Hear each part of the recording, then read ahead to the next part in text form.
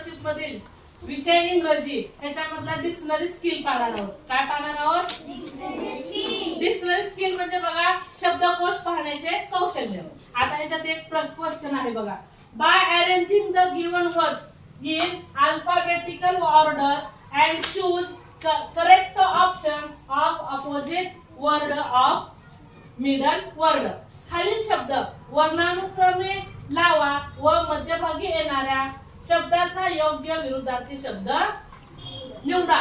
बघा हे शब्द आहेत never, new, near, now, negative. आता हे असा प्रश्न सोडवण्यासाठी तुमची इंग्रजी अक्षरमाला आठवायचं. तुम्ही इंग्रजी अक्षरमाला बघा A B C D E F G H I J K L M N O P Q R S T U V W X Y Z. आणि मग ह्याच्यामध्ये पहिल्यांदा काय आहे एन एन एन एन. मग असं लावायचं नियर, नंतर N E G A negative, never, new, now असं शब्द लावलो. आता मिडल वर्ड कोणता आहे? नेव्हर.